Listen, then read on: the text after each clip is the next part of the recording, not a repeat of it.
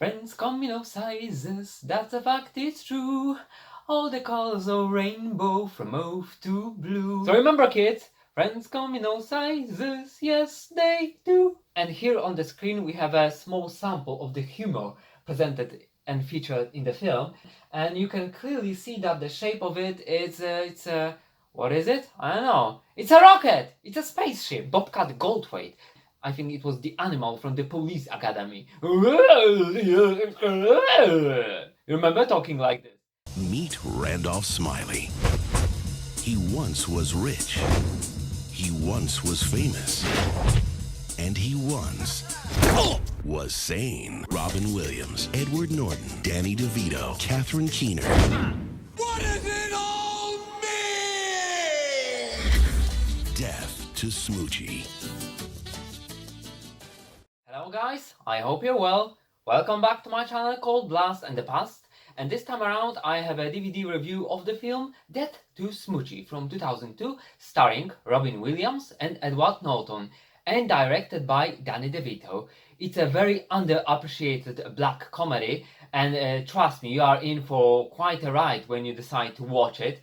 Because it's about a kids show, but it presents all the dark facets, all the dark aspects of this business and generally of the show business.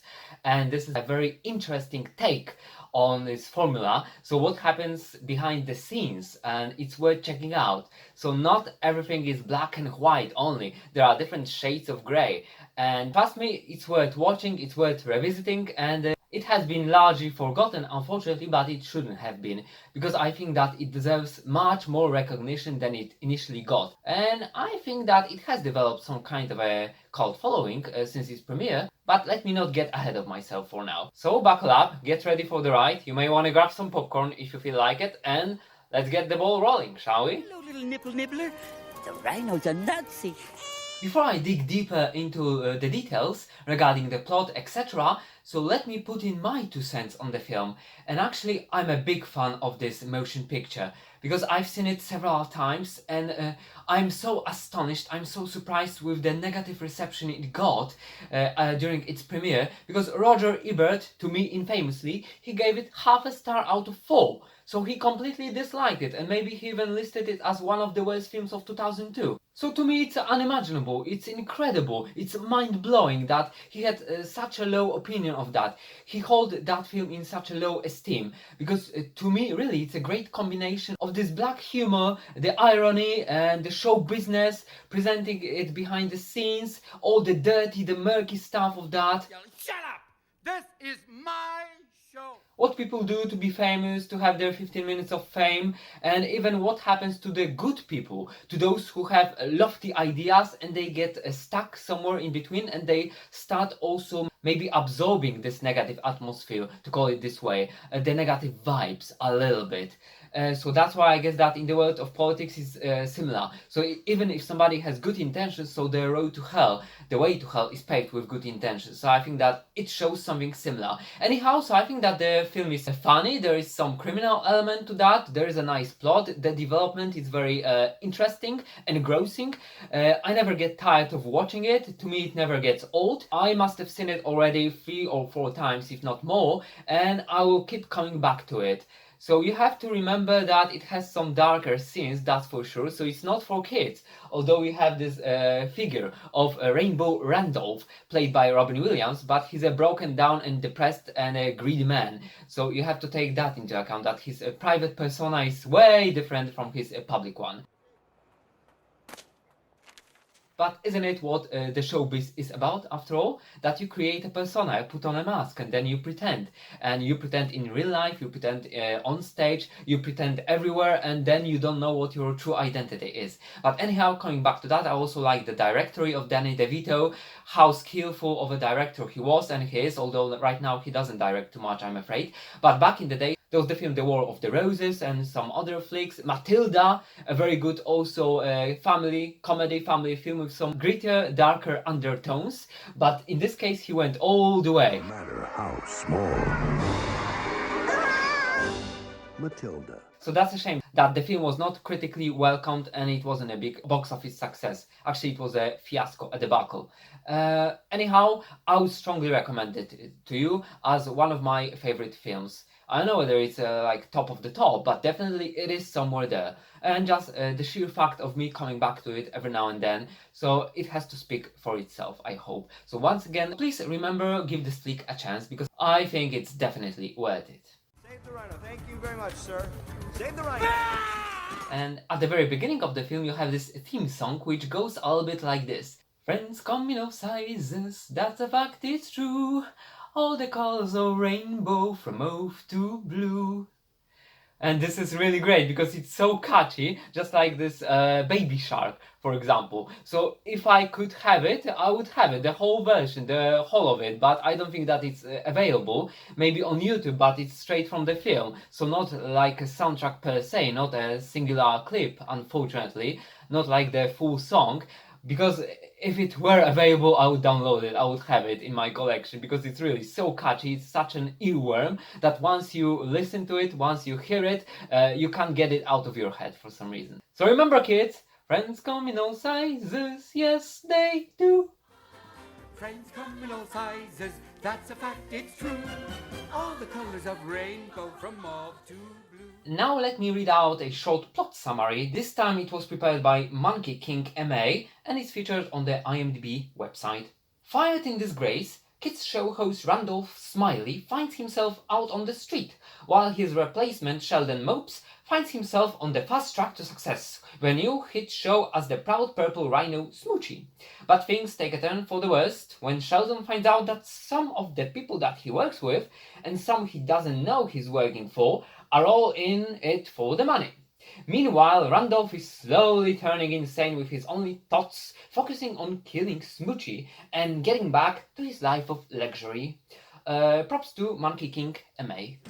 They kicked me out of the corporate penthouse. I'm homeless. I can assure you, this network cannot serve. Regarding some statistics, unfortunately, Death to Smoochy was an abysmal disaster at the box office because the budget of the film was around $50 million, but it grossed merely $8 million globally, worldwide. So that was a disaster, unfortunately. And I think that even Danny DeVito himself claims that it was due to the bad marketing strategy. So they just didn't know how to advertise it, how to market it, how to promote it. Whether it's a little bit of a comedy, a black comedy or something else, or a crime film, or just a combination, a mixture of all different genres. So probably they just couldn't get the right angle on promoting the film, on endorsing it. And also, if I'm not mistaken, I think that the film actually had very little marketing on top of that. So not only was it misleading or confusing, but also it was a very little of this promotion.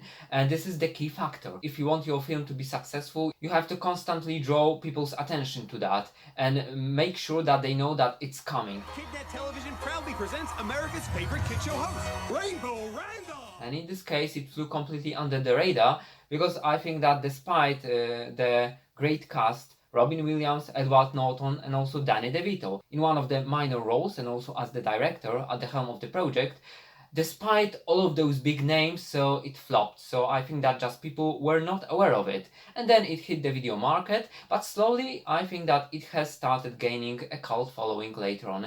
And now I hope so, that the film is held in much higher esteem than it was at the very beginning, at the date of its initial release. Because right now the average IMDb rating is around 6.3 out of 10, but many people defend the film in the comment section, so they claim that it's worth giving it a go, especially if you want to have a barrel of laugh, if you want to laugh out loud and you like this kind of a genre, because this is one of the caveats. You have to enjoy black comedy as a genre, and some people, they are just not a fan of this kind of a type of a film, so you have to take that into account before you give it a go. But generally I don't understand this Roger Ebert score. Half a star out of 4. So to me, that was another misfire after Patch Adams. Williams. You treat a disease, you win, you lose.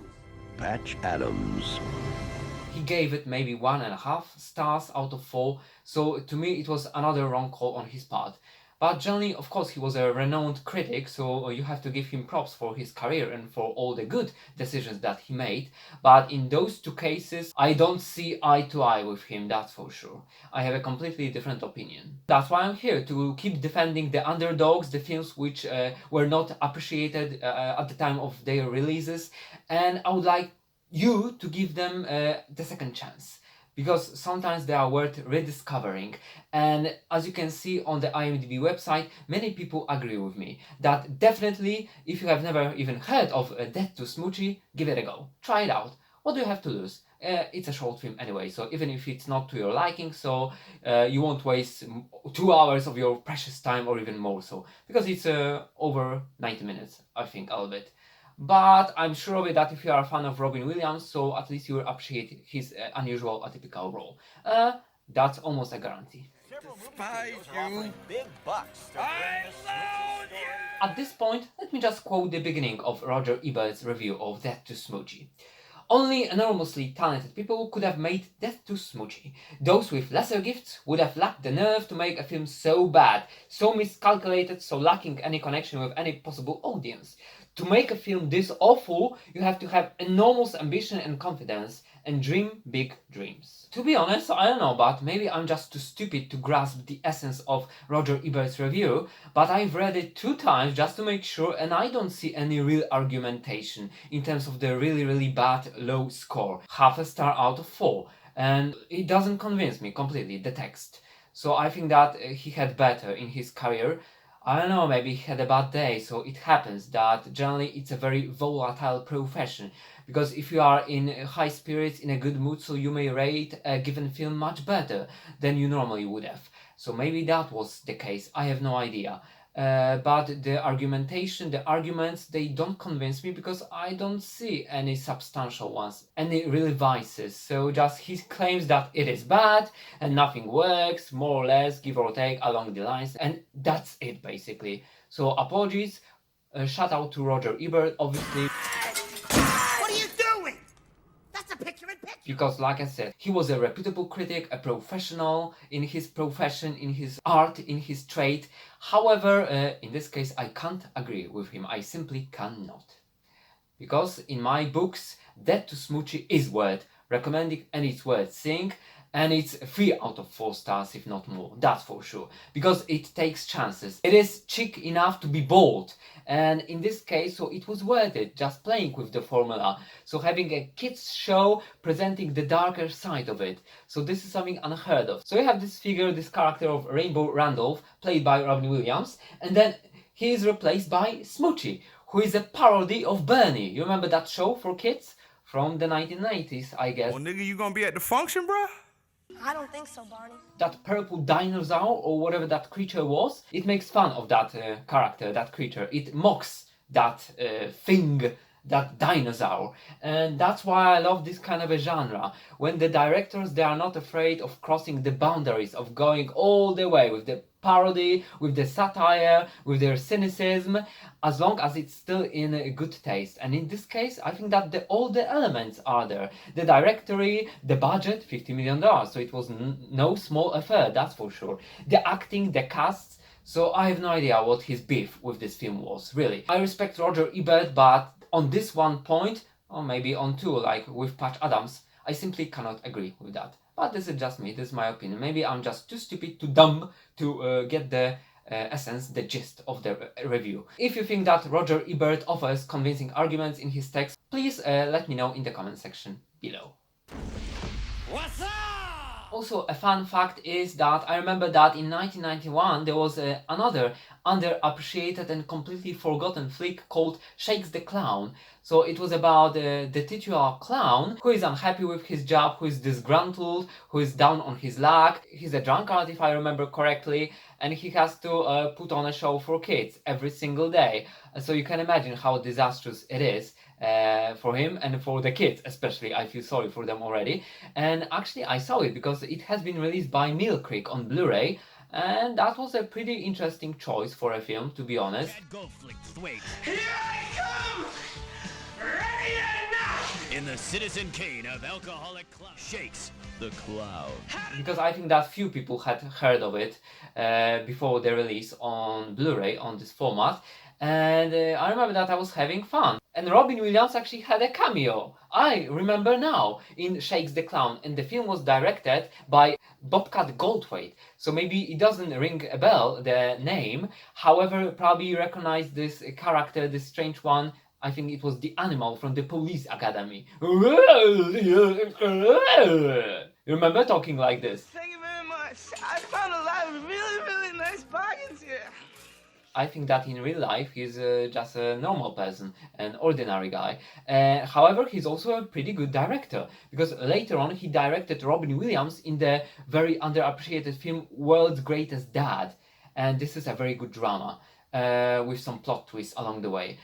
So trust me, it's also worth visiting. But Shakes the Clown... Lance Clayton. I'm a writer.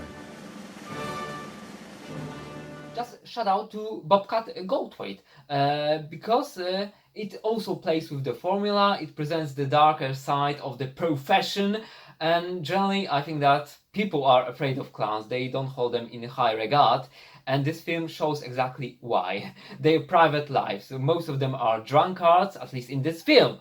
Yes, I'm not casting any bad light on the profession itself, because I think that there are many people who are devoted to it. It's their vocation to make children laugh. But I'm talking about the motion picture itself. Solely the motion picture and the narrative. So it presents those broken down, disgruntled, disappointed men with problems in their private lives. And their problems are projected onto their professional lives, their careers. So it's also worth remembering. Shakes the Clown. It's also a dark, black comedy, just like Dead to Smoochy. On Chat dans la boîte. Ready? Here we are. That's right. Use those clothes. Now let me read out some pieces of trivia regarding Dead to Smoochy, featured on the IMDb website. In a 2023 interview with the AV Club, Danny DeVito reflected on the continued discovery of Dead to Smoochy, despite it being an initial failure at the box office. I think people did get a lot out of Dead to Smoochy, and the people who have seen it have responded in a big way. The studio didn't get Dead to Smoochy. They have done this in the past to lots of movies where they don't really promote them and put them out there. But if you watch Dead to Smoochy, you're gonna have a ball. It's fun. Edward Norton is great. Robin Williams is great. All the people in the movie, Catherine Keener. It's really a fun movie. And I couldn't agree more with Danny DeVito. It's such an underappreciated flick. It's a shame. So you see the effort, how much heart was put into the project, and it fails miserably at the box office. So this is really disappointing and disgruntling and heartbreaking. So I can imagine that you may even become depressed as a director when you have one flick failing after another. But this is the way the cookie crumbles, isn't it? For a smile. Attaboy. So you just have to suck it up and deal with it and move on. But in this case, it wasn't his fault. I think that at the beginning, at the release of the film, it was just misunderstood or completely ignored due to the lack of proper marketing. Safari. And one more piece of trivia, this time regarding the cast itself. Jim Carrey was attached to star at one point, but eventually dropped out to do The Majestic from 2001. And I'm glad that he did, actually, because The Majestic is another one of my all-time favorites. Again, an underappreciated flick, although it has gained a cult following, or at least it has achieved some accolade, some recognition later on, and it presents the magic of the cinema. The Majestic. But coming back to this film, so I'm glad that actually Robin Williams took over after Jim Carrey, because he's great in this role, and it's something atypical, but you have to remember that in the 2000s, Robin Williams started changing his repertoire. He started moving on to more dramatic, grittier roles, and he just wanted to try something different, but also probably it was due to his personal problems, so maybe it was reflected on his roles and his approach toward the Hollywood business and towards picking the roles, the interesting projects. Probably he wanted to try something serious, more dramatic, because he was not in the sweet spot anymore in his life. So those were the darker times, probably, because later on, so on the set of the film The Big White, he came back to drinking. And that was the proverbial nail to the coffin. Because generally Robin Williams was struggling with alcohol and drug addiction for many years. And this is such a shame when we lose a fantastic person like him due to some addictions or illnesses. But again, this is life, we have to deal with it, and that is it. His family say they hope the focus will not be on the death of Robin Williams, but on the countless moments of joy and laughter. Robin Williams in Death to Smoochy is just being Robin Williams. He has a chance to showcase all of his talents, of his spontaneity, of him mocking different accents. So even in this scene, he pretends to have an Irish accent, I suppose, and this is just one of his gimmicks. So in Miss Doubtfire, he pretended to have had that Scottish accent, and I remember that scene when Pierce Brosnan's character says, "So, which part of Scotland are you from? Your accent is a bit murky." "So is your tan," replies Robin Williams, Miss Doubtfire. Accent's a little kind of muddled there. Really? Well, so is your tan. That was spot on, and in this case, like you can see, so he has some makeup, a fake beard and mustache, and he pretends to be someone else to fool Edward Norton's character. But this is so typical of Williams, that he always loved being spontaneous, improvising, ad-libbing jokes and dialogue lines. So I think that it was great fun cooperating with him back in the day. Even on the set of Aladdin, actually on the set, when it was recorded in the studio. So there was so much material, but most of it was rated R, just like in Good Morning Vietnam. So it had to be cut. Because after all, it was a cartoon, wasn't it? So I guess that Williams was known for his explicit sense of humor and for making raunchy jokes. So it was the perfect material for Death to Smoochy, but not so much for Aladdin. Listen to Jeannie, dear. Jeannie knows. And the final piece of trivia, which is actually featured on the screen. In a second, it will be featured. This film features a shot of Catherine Keener whizzing a frisbee at Edward Norton, which is very similar to a shot in The War of the Roses from 1989, which was also directed by Danny DeVito. And that was the shot I've just referred to. Oh, I'm sorry. I thought you were Barbara. And here on the screen we have a small sample of the humor presented and featured in the film, because Edward Norton's character, he pulls something out of the bag for children, and you can clearly see that the shape of it is, what is it? I don't know. It's a rocket! It's a spaceship! And this is this kind of an explanation which the character comes up with, and he gets unscathed out of this trouble, actually. Because when you really pay attention to it, doesn't it look like a space rocket, a rocket ship? Well, it's up to you to decide. But you know what they say, the tongue always turns to the aching tooth.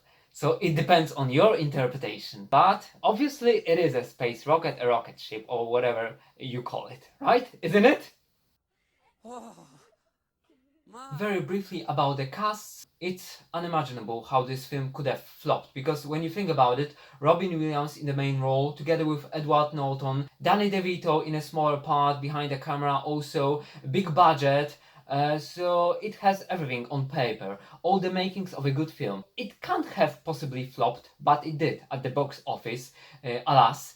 However, Robin Williams, he was at that time, he was past his heyday, I'm afraid, and he was trying out different genres, and he decided to opt for smaller projects. And for example, you have the 1 Hour Photo, which is a great thriller with a completely different character, different from all the other ones which he played back in the 1990s. So funny guys, hilarious guys, comedians. No sir, this is a serious take on a very twisted person, we could say, with problems. And also, so I think that the beginning of the 2000s, that was a change. Academy Award winner Robin Williams. 1 Hour Photo. In his repertoire, in his portfolio, in his acting career, but we have so many good underappreciated films, like for example The Final Cut with him and Jim Caviezel, Jesus Christ from The Passion of Christ. Another underappreciated flick with a very interesting premise, a very good, a very gripping idea. People's lives like, do they make any sense? It all seems so massive and so random. Maybe the director and the crew, they didn't realize the full potential of it, but still, it is worth checking out. And all other films, so too many of them to mention. That's a shame that this past 2000s Robin Williams and his portfolio, his career, the films, they've been largely forgotten or just ignored completely. That's a shame, so I would like to promote Death to Smoochy, because it's another interesting take on the previous Robin Williams career, and he tries to take a different turn in terms of his development as an actor, and it's a really interesting idea. And Edward Norton, so he's very charismatic. His performance is of course toned down because he's this good guy, also with a little bit of a darker side, so it shows in between some scenes later on, but he's good at containing himself, and he has very good intentions, really. He's a straightforward guy, a very outgoing one, a down-to-earth, just a good fella, stand-up person, but he gets sucked into bad atmosphere, into bad surroundings. Okay, I mean, organic, twice the protein of any of them. And he has to do his best to get out of it unscathed. And Danny DeVito, as you can probably imagine even in this scene, so he's this kind of a shady person with a checkered past. So he's some kind of a mobster who tries to pull the strings in the Hollywood business, in the industry. And he takes Edward Norton's character under his wing, but in reality he tries to squeeze as much money out of him as possible, as you can imagine. But regarding Danny DeVito, so the work as a director behind the camera, this is really good. More for us. We'll take the whole ball of wax. Getting in bed with Buggy Ding Dong's mistake is crazy. Because there are so many imaginative shots. Like you have the split screen, for example, when two characters are talking on the phone, and you have this frisbee flying towards the character before it almost hits that poor person in the face. You cannot not appreciate Danny DeVito as a director. And such films as Matilda and The War of Roses, those are other motion flicks which prove his accolade and which prove Danny DeVito's skills. So shout out to all the cast, Robin Williams, the late Robin Williams unfortunately, Edward Norton, who recently has been kind of forgotten, but Motherless Brooklyn, that was a pretty interesting film and a pet project, a vanity project of his, because he directed it, he started it, and maybe he even wrote it.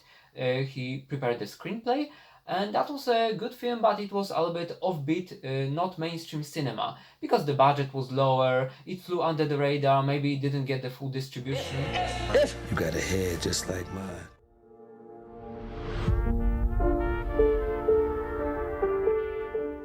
But still, I think that the cast is great, they do a very good job, they deliver what they were supposed to, so everything is there, all the elements.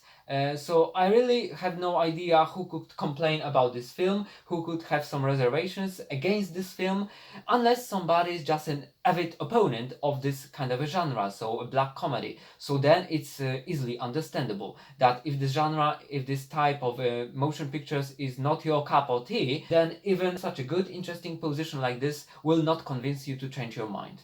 So that's obvious, that's for sure. But in my books, from my point of view, this is a very good underappreciated flick, and I hope that I will rediscover more of those, just like Shakes the Clown, which is another ironic, satirical take on the clown / kids programs, kids shows business. Just tell him. We think you drink too much. You got a problem. Very briefly about some technicalities about this DVD release. So this is the old-fashioned DVD release because we have those interactive scenes in between when you want to move from one menu to another. So you see, so there is an animation which is unskippable, but thank God it's pretty short, so it's not a big problem.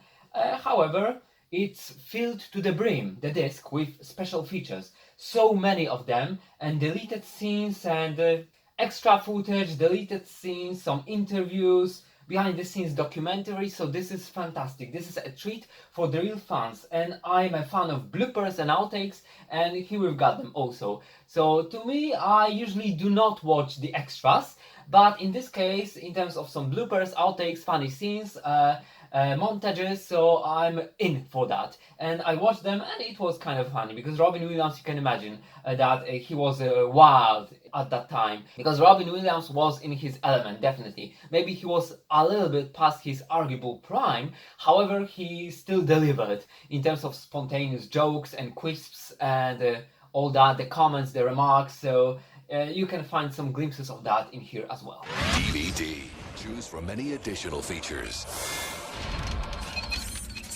Regarding the picture quality of this DVD release, it's a very decent one. This film, alas, has never been released on the Blu-ray format for some reason. Maybe it is due to some copyright issues, I don't know. I can't vouch for it, but this release is a very good one.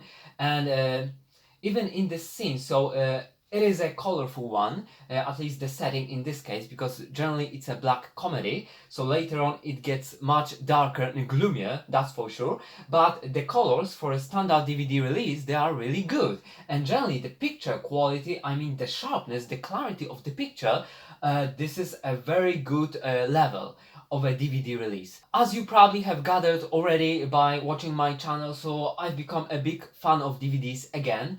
Of course, I prefer to watch the films I like, I love, in the best quality possible, so that would be the Blu-ray quality in my case, although I would also like to move on to the 4K format. 4K Ultra HD. Step into amazing. But the good old DVD, so it still delivers, it still does its job, as long as it was properly released by the distributors. It may not be top-notch, but it's definitely still good. Good enough not to be disappointed and to be kind of pleased. So I was surprised with this decent DVD release. If you have a chance to grab it, grab a copy of this film, please do, because it's worth having. It's an underappreciated flick, but also for the DVD picture quality. So it's a win-win, I would say, yes? 2 thumbs up. The picture is twice as sharp as VHS. One more thing about this DVD release, so it was released in a snapper case, and it is so old-fashioned, so retro, so vintage, and I love those editions, because very often I have no idea whether it was some unwritten rule or whatnot, but the snapper case releases, they had a very good picture quality, and this is no different in this case, because like I've already mentioned, the picture quality is very good for a DVD release. It's very sharp, very crisp, it's very detailed for this format, but also the snapper case, you see?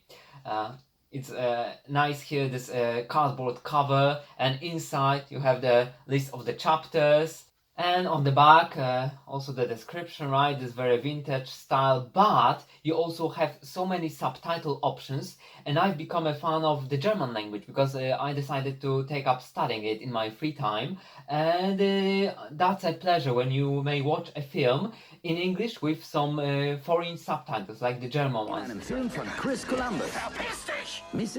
So it is very rewarding when you can make out some words, so sentences, because I'm a beginner, so of course it's not very advanced, but this is an additional benefit. The added value of watching films with different subtitle options. I do realize that in the age and era of streaming it's nothing fancy, because very often you have different linguistic options. However, you definitely do not get the snapper case in the packet.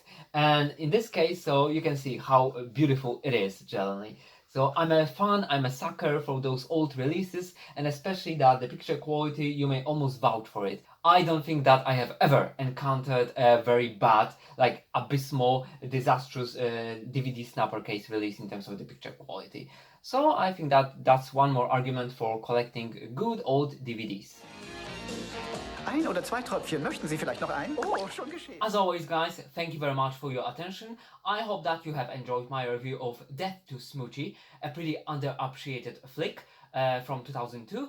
If you have liked it, please give the video the thumbs up. Please share your comments on the film itself, on the performances of Robin Williams and Edward Norton, and please recommend this video to your friend. I would really appreciate it. And if you are not subscribed to this channel, maybe you should consider subscribing to it. Why not?